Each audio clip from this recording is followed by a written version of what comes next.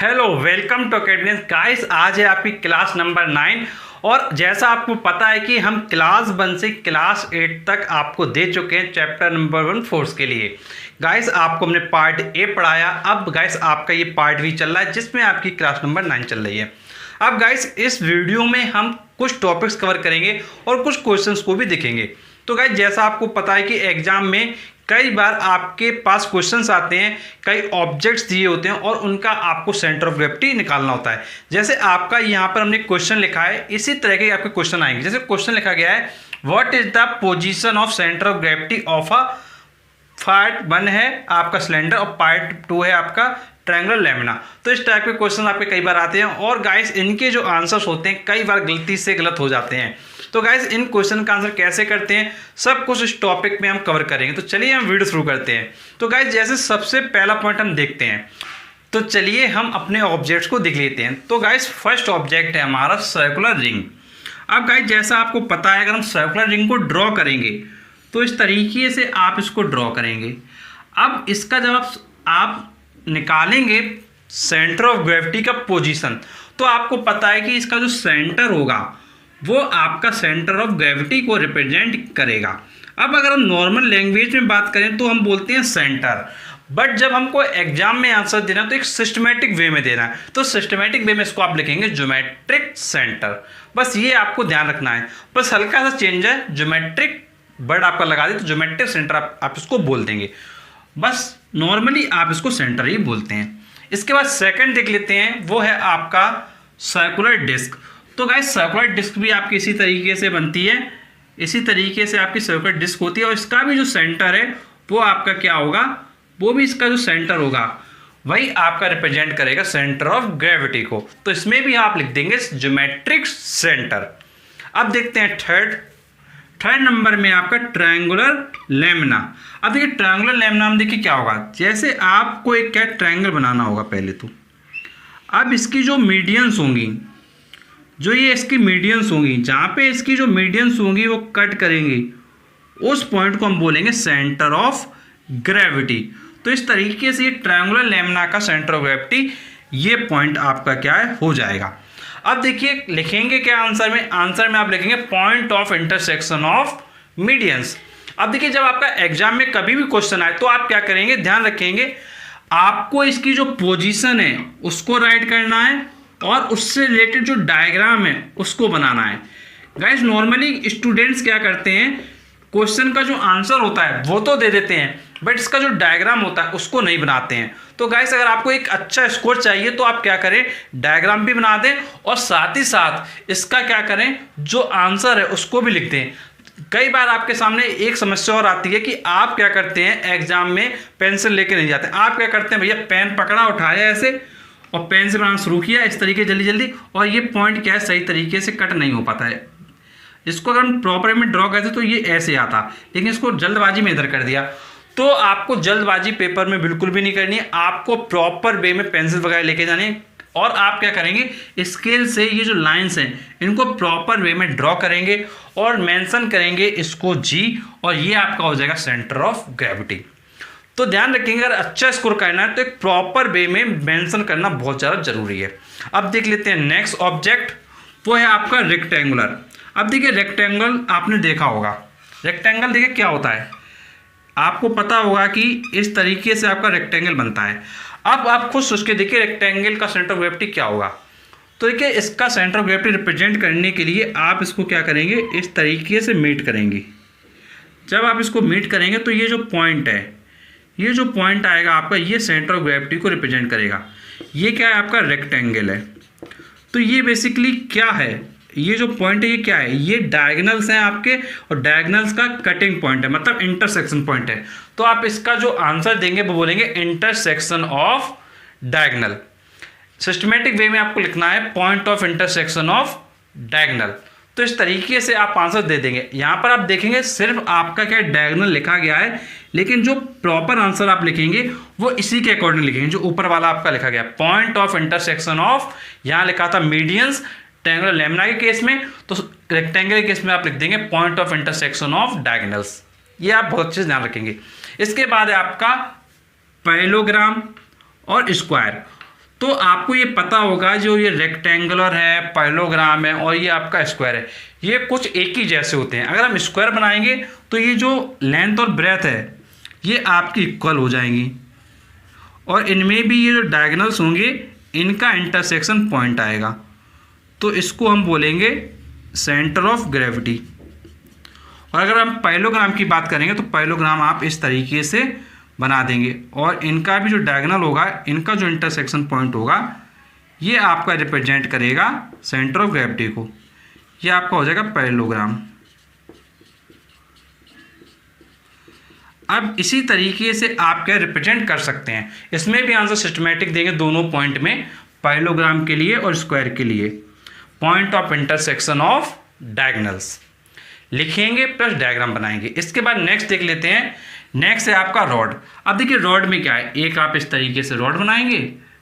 अब इसका जो मिड पॉइंट होगा वो इधर कहीं होगा, तो इसका जो मिड पॉइंट होगा वो रिप्रेजेंट करेगा सेंटर ऑफ ग्रेविटी को।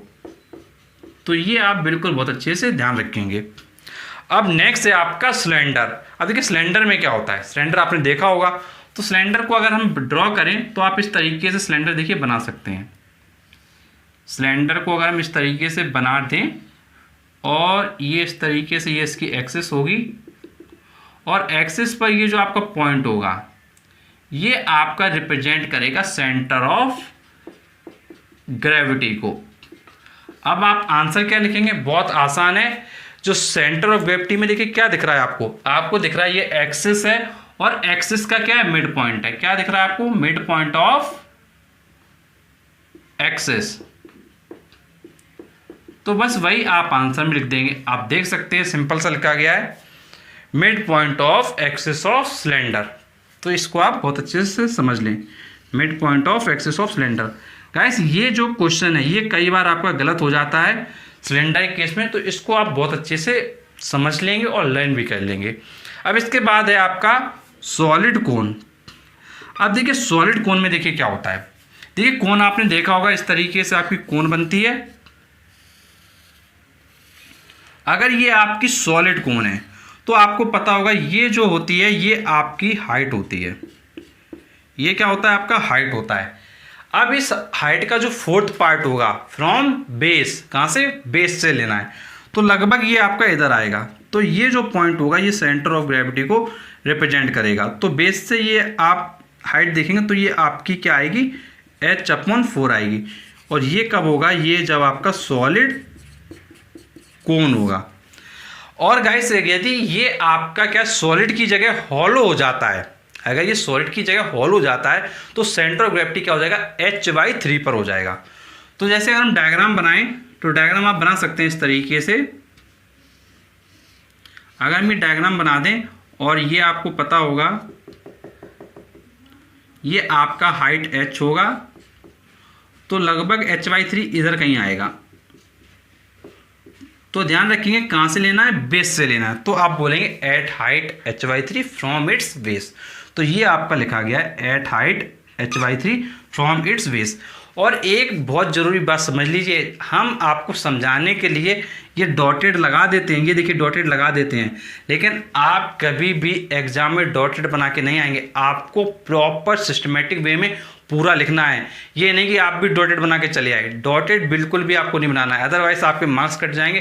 फिर आप सोचोगे अरे मैं तो पूरा करके आया लेकिन नंबर कहाँ कट गए। तो ये ध्यान रखेंगे। फिर नेक्स्ट डायग्राम देख लेते हैं। नेक्स्ट है आपका स्पेयर।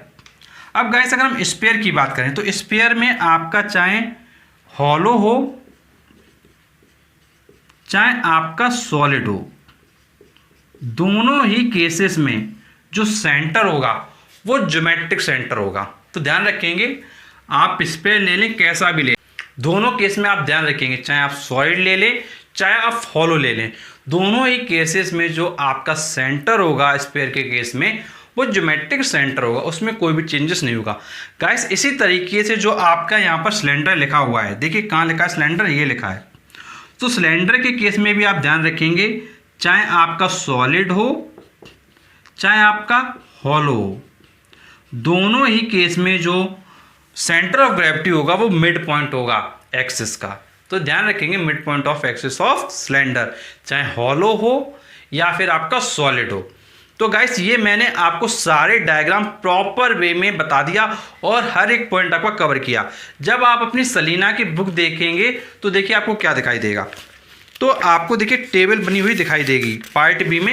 ये आप देखेंगे तो आपको ये देखिए टेबल बनी हुई दिखाई देगी। मैं आपको दिखाता हूँ, ये आपको ये टेबल बनी हुई दिखाई देगी और इसके नीचे ये क्या है, आपके डायग्राम भी आपको दिखाई देंगे। और गाइस इसमें जितने भी आपके पॉइंट्स हैं ये सभी हमने आपके कवर कर दिए। और इसके बाद अब हम आपको बताते हैं एक क्वेश्चन। तो जब आप क्वेश्चन देखेंगे, जैसे हमने आपके लिए क्वेश्चन लिखा था, पहले इसको देख लेते हैं फिर बुक वाला देखते हैं। तो जैसे हमने आपके लिए क्वेश्चन लिखा, what is the position of the centre of gravity of a cylinder of rectangular Lemna. तो सिलेंडर के केस का आंसर आप देख सकते हैं और रेक्टेंगुलर लेमना का देख सकते हैं। सिलेंडर का आंसर देखिए क्या है, सिलेंडर का आंसर है आपका mid point of axis of cylinder. मतलब ये आपका क्वेश्चन में दिया गया है ए वाले में, और बी वाले में आपका दिया गया है ट्रायंगुलर लेमना। और ट्रायंगुलर लेमना यहाँ पर कहाँ है, ये क्वेश्चन है, ये आपका क्वेश्चन बी दिया गया है। तो बस बहुत आसान है, यहाँ आप लिख देंगे mid point of axis of cylinder और ये आपका हो जाएगा point of intersection of medians. अब गाइस यहाँ पर देखिए, अगर ये क्वेश्चन आपका 1 मार्क का है, अगर ये क्वेश्चन आपका 1 मार्क्स में पूछा गया है और आपसे 2 ये पार्ट पूछे गए हैं, तो फिर आप क्या डायरेक्टली इसका इसी तरीके से आंसर लिख दें, point of intersection of median और यहाँ पे mid point of axis of cylinder, ये आप डायरेक्टली आंसर लिख दें। अगर आपसे एक नंबर में ये 2 पार्ट पूछे जाते हैं और अगर आपसे सिंगल पार्ट पूछा जाता है तो आप डायग्राम को बहुत ज़्यादा जरूरी है आपके लिए बनाना। और अगर आप एक नंबर में भी डायग्राम बना सकते हैं, अगर आपसे पॉसिबल है, आपके पास टाइम है, तो डेफिनेटली डायग्राम जरूर बना के आइए। गाइस जो आपका आंसर होता है वो डायग्राम से बहुत ज़्यादा क्या इम्प्रेसिव हो जाता है, बिकॉज डायग्राम से सारी चीज़ें क्लियर हो जाती हैं और एग्जामिनर को लगता है कि इस स्टूडेंट ने पढ़ा है। और एक सिस्टमेटिक वे में जब एग्जामिनर को दिखता है तो वो बिना सोचे फुल मार्क्स आपको प्रोवाइड कर देता है। तो ये ध्यान रखेंगे, एग्जामिनर के पॉइंट ऑफ व्यू से सोचेंगे कि एग्जामिनर क्या चाहता है। जितना आप एग्जामिनर को प्रसन्न कर देंगे उतना ही ज़्यादा आपके नंबर आ जाएंगे। ये आप बिल्कुल अच्छे समझ लीजिए। तो गाइस उम्मीद है ये सारे पॉइंट्स आपको समझ में आए होंगे और ये जो आपका क्वेश्चन है ये भी आपको समझ में आ गया। इसी तरीके से एक क्वेश्चन आपका यहाँ पर दिया गया है, यहाँ पे आप देखेंगे एक्सरसाइज 1B का क्वेश्चन नंबर 4। मैं लिख देता हूँ यहाँ पर, आपका एक्सरसाइज 1B और इसका है क्वेश्चन नंबर 4। इसमें आपका इसी के बेसिस पे क्वेश्चन पूछा गया। देखिए क्वेश्चन क्या है वो मैं आपको बताता हूँ। क्वेश्चन है आपका, what is the position of the centre of gravity of a rectangular Lemna and cylinder. तो गाइस जैसा भी आपको सारे डायग्राम में क्लियर है तो इसका आप आंसर बहुत ही आसानी से कर सकते हैं। तो गाइस ऐसे क्वेश्चंस आप तभी कर पाएंगे एक्सरसाइज के जब आपने इन टॉपिक्स को बहुत अच्छे से पढ़ा होगा। तो गाइस आपको वीडियो कैसा लगा कमेंट बॉक्स में जरूर बताइए। और अगर आपको इसका फ्री नोट्स चाहिए तो बस आप जाइए हमारे फेसबुक पेज पर, उसको लाइक कर लीजिए और लाइक करने के ही आपके सामने इसका जो नोट्स है जो आपको पढ़ाया गया है सेम टू सेम नोट्स आपको दिखाई देगा। तो गाइस नोट्स आपको बिल्कुल फ्री में अवेलेबल है। आप क्या करें, डिस्क्रिप्शन बॉक्स में जाइए, व्हाट्सएप ग्रुप को, फेसबुक ग्रुप को ज्वाइन कर लें, बिल्कुल फ्री है। और इसके अलावा फेसबुक पेज को लाइक करें, वहाँ पे आपको नोट्स मिल जाएंगे। और गाइस मैं आपको सच बताना चाहूँगा, यदि आप अपनी प्रॉब्लम को व्हाट्सएप के माध्यम से डिस्कस करना चाहते हैं तो आप हमारे फेसबुक पेज को जैसे ही लाइक करेंगे तो आपके सामने हमारा व्हाट्सएप नंबर आएगा। उस व्हाट्सएप नंबर के जरिए आप हमारे साथ कॉन्टैक्ट कर सकते हैं और अपनी प्रॉब्लम्स को पूछ सकते हैं। तो गाइस उम्मीद है आपके लिए वीडियो बहुत ज़्यादा हेल्पफुल रहा होगा और ऐसे वीडियोस पाने के लिए चैनल को जरूर सब्सक्राइब करें, नोटिफिकेशन बेल दबा दें, क्योंकि हम आपके लिए ऐसे इंटरेस्टिंग वीडियो लाते रहेंगे। तो चलिए मिलते हैं आपसे नेक्स्ट वीडियो में, तब तक के लिए शुक्रिया।